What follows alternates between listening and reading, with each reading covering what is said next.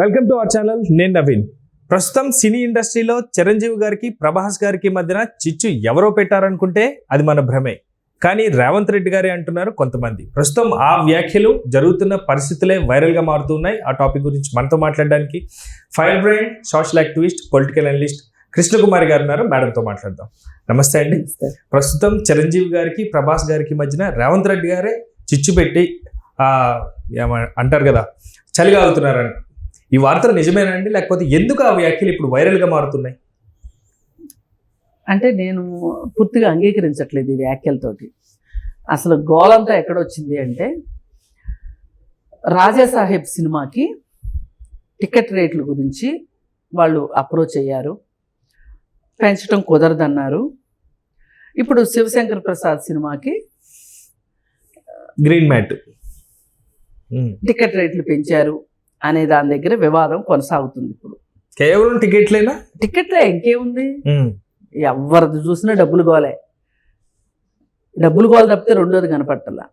అయితే ఇక్కడ మనం కూడా మాట్లాడుకోవాల్సింది ఏంటంటే, ప్రభుత్వంలో ఉన్నవాళ్ళు ఎప్పుడైనా సరే rule is rule for all అన్నట్లు ఉండాలి. అట్లా ఉండకపోవటం అనేది చాలా పొరపాటు, ఒక నాయకుడికి మంచిది కాదు. ఇది చాలా వ్యతిరేక సంకేతాలు తీసుకెళ్తుంది సమాజంలోకి. ఇప్పుడు అసలు తెలంగాణ గవర్నమెంట్కి ఈ టికెట్ల రేటు పెంపు విషయంలో అసలు స్టాండ్ ఏంటి? ఏమి నిర్ణయం తీసుకున్నారు? ఒక సినిమాకి పెంచి ఒక సినిమాకి పెంచకుండా, ఒకప్పుడు పుష్ప సినిమా గొడవ జరిగినప్పుడు అసలు మేము సపోర్ట్ చేయము, టికెట్ రేట్లు పెంచము, బెనిఫిట్ షోలు ఇవ్వము అని చెప్పి చాలా సీరియస్గా మాట్లాడి, ఇది ప్రభుత్వ నిర్ణయం, ఎవరు దయచేసి మీరు దీని గురించి మా దగ్గరికి రాకండి అని కూడా అప్పీల్ చేశాడు ఆయన. అయినా ఈ సినిమా వాళ్ళకి సిగ్గులేదు, వీళ్ళు వెళ్తానే ఉంటారు, వీళ్ళకి కావాల్సింది డబ్బులు, వెళ్తూ ఉంటారు. అయ్యేసరికి ఏం జరిగింది? ఇప్పుడు ఒక సినిమాకి ఇస్తున్నారు, ఒక సినిమాకి ఇవ్వట్లేదు. ఈ మధ్య కూడా ఒక సినిమాకి ఆంధ్రాలో ఇచ్చారు, బాలకృష్ణ సినిమాకి ఇక్కడ ఇవ్వలేదు అని వివాదం, అఖండ ఇక్కడ ఇవ్వలేదు అనేది వచ్చింది. మళ్ళీ తర్వాత చూస్తే ఇచ్చారు అని వచ్చింది.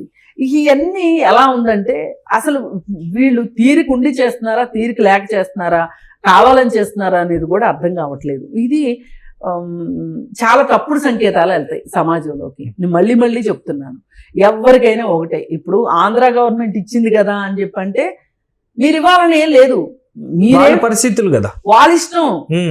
వాళ్ళ వియ్యంకుడని ఇచ్చుకున్నాడా, లేదా ఇంకోదో కోసం ఇచ్చుకున్నాడా, ఏమనుకున్నాడా ఏంటి, ఆయన మాట పడటానికి సిద్ధపడ్డా, అబాస్పాలు అవ్వాలనుకున్నాడా, అది ఆయన ఇష్టం. చంద్రబాబు నాయుడు గారే, రేవంత్ రెడ్డి గారే, పోలికే లేదు.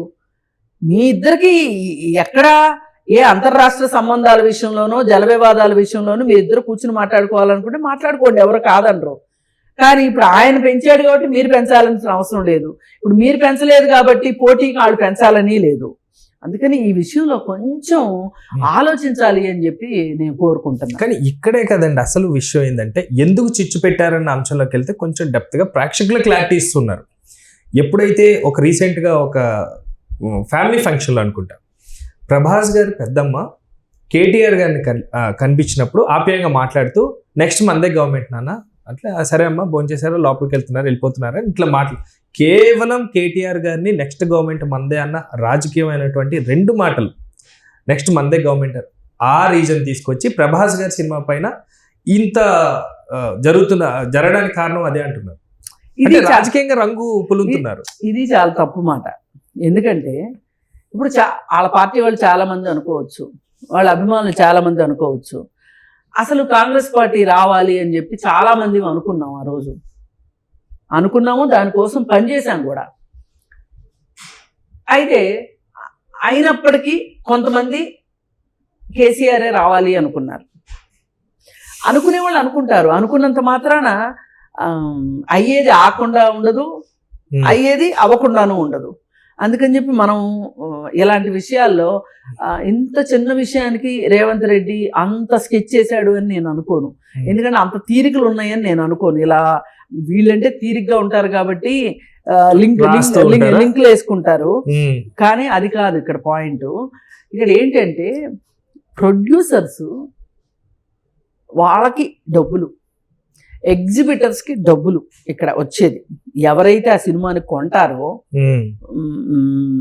థియేటర్లలో వేయటానికి పంపిణీదారులు అంటారు కదా వాళ్ళని, వాళ్ళు ప్రొడ్యూసర్కి లాభాలు తెచ్చుకునే పరిస్థితిలోనే ఇదంతా డబ్బులు గేమ్, వాళ్ళు లాభీ చేసుకుంటారు. అంతేగాని స్పెషల్గా ఇది ప్రభాస్ సినిమా కాబట్టి, ప్రభాస్ పెద్ద మీద అంద కాబట్టి ప్రభాస్ మీద కక్ష కట్టాలి అనుకున్నప్పుడు, కానీ ఇక్కడ వినండి, కక్ష కట్టాలి అనుకున్నప్పుడు టికెట్ రేట్లు పెంపుదలని చేయలేదు అనే మాట అసలు ఏమాత్రము లాజిక్ లేని మాట. ఎందుకంటే అసలు నన్ను అడిగితే టికెట్ రేట్లు పెంచకపోతేనే ఎక్కువ మంది సినిమా చూస్తారు, పేదోడికి రీచ్ అవుతుంది, పేదోడికి సినిమా రీచ్ అవుతుంది. అందుకని ఇది ప్రభాస్ మీద కక్ష అని నేను అనుకోను. ఒకవేళ ఇన్ కేసు ఈ విషయంలో ఏమైనా కక్ష ఉంటే ఏం చేయగలుగుతాడు అనుకుని నిజంగా కక్షగా ఫీల్ అయితే రేవంత్ రెడ్డి వాళ్ళ ఏమైనా అక్రమాస్తులు ఉంటే వాటి గురించి మాట్లాడటం కానీ, వాటిని కూలగొట్టించటం కానీ అట్లాంటివి ఏమైనా చేస్తారు తప్పితే ఇలా చేస్తారని నేను అనుకో. కేవలం నా ఇవి 2 ప్రశ్నలు మీరు మాట్లాడిన దగ్గర నుంచి టాపిక్ తీసుకోండి. రేవంత్ రెడ్డి గారికి రాజకీయమైనటువంటి కక్షలు తీర్చుకోవడానికి ముఖ్యమంత్రిని చేశారా? ఒకటి. ఇంకొకటి, పెద్దమ్మ గారు మాట్లాడినా ఏదైనా మాట్లాడే స్వేచ్ఛ లేదా? ఇప్పుడు అసలు కాదు, దీనికి దానికి సంబంధం లేదంటాను. ఇంకా మీకు ఈ ప్రశ్నలతో పని లేదు. సంబంధం ఉంది అంటేనే మీరు అడిగే ప్రశ్నలు. ఇప్పుడు అన్యాయం ప్రభాస్ గారి సినిమా ప్రేక్షకులు అది కాదండి, వాళ్ళకి లాభీ చేసుకోవటం చేత కాలేదేమో, వాళ్ళు సరైన ఛానల్ పట్టుకోలేదేమో. ఇప్పుడు ఎవరికి తెలియదు గవర్నమెంట్ లో పనులు ఎట్లా అవుతాయో. మీరు చిన్నపిల్లలా, నేను చిన్నపిల్లనా కాదు కదా, అందరికీ తెలుసు కదా. అసలు ఇది డైరెక్ట్ గా హీరో వచ్చి చేసుకునేది ఏమి ఉండదు ఇక్కడ. ఆ ప్రొడ్యూసర్ చేసుకుంటాడు, ఆ సినిమా ఎగ్జిబిటర్ అంటే ఇప్పుడు దిల్ రాజు గారు ఉన్నారు అనుకుందాం. ఒకవేళ దిల్ రాజు గారు కొన్నారేమో ఈ సినిమాని అనుకుందాం, అప్పుడు ఆయన ప్రయత్నాలు ఆయన చేసుకుంటాడు. మొత్తం థియేటర్లోనే ఆయన చేతిలోనే ఉన్నాయి కదండి మాక్సిమం అలా అనుకుంటే. అదే నేను అంటున్నా, ఆయనే కొని ఆయనే సినిమా వేసుకుంటున్నాడు అనుకోండి, ఆయనే నిర్మాత అనుకోండి. ఆయన ఏదైనా ఇట్లాంటి కష్టాలు పడ్డాడు, రేవంత్ దగ్గర కూర్చొని ఏదో గ్యాస్ లబోదిబోమని ఏడ్చి గోల్ చేశాడు అంటే అర్థం ఉంది. ఇక్కడ పాయింట్, ఇది ప్రభాస్ తన ఓను నిర్మాత కాదు, నటించాడు, రెమ్యూనరేషన్ ఇస్తే తీసుకుంటాడు. మహారాజు ఒకవేళ నేను కష్టాల్లో ఉన్నాను అంటే ఓ దండం పెట్టేస్తే ఆ దండాన్ని తీసుకుని పర్వాలేదు కానివ్వండి క్యారీ అని అంటాడు. ఓకే డార్లింగ్ అంటాడు ప్రభాస్. అందుకని ప్రభాస్కి ఏమి పట్టిన వ్యవహారం కాదు ఇది, అర్థమైంది కదండి. అందుకని ఏంటంటే లేనిపోని స్పెక్యులేషన్స్ అనవసరం. ఇక్కడ నేను ఉన్నట్టు చెప్తాను. ప్రేక్షకులకి సూటిగా చెప్పాలంటే ఒక మాటలో చెప్పాలంటే ఏం లేదు, మీకు నచ్చితే సినిమా చూడండి. సరే పైగా టికెట్ రేట్లు పెరగలేదు కాబట్టి సంతోషంగా 1-2 సార్లు చూడండి సినిమా నచ్చితే. అంతేగాని అసలు టికెట్ రేట్లు పెరిగినాయి అంటే సినిమాలు చూడకండి, నేను చెప్పేది అది. సినిమా టికెట్ల రేట్లు పెరిగితే ఎక్కడికి పోదా సినిమా, 2 వారాల తర్వాత టికెట్ రేట్లు తగ్గుతాయి, అప్పుడు చూడండి.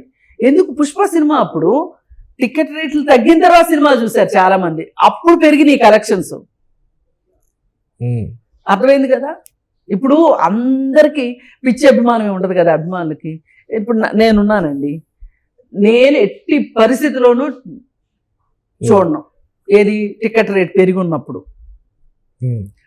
ఏం మాకు డిజైర్ పోస్ట్ పోన్ చేసుకోలేమా? ఏమంత ఆతృత? కదే మారదు కదా, కథ మారదు, ప్రశాంతంగా చూడొచ్చు ఈ పిచ్చిగోలు లేకుండా.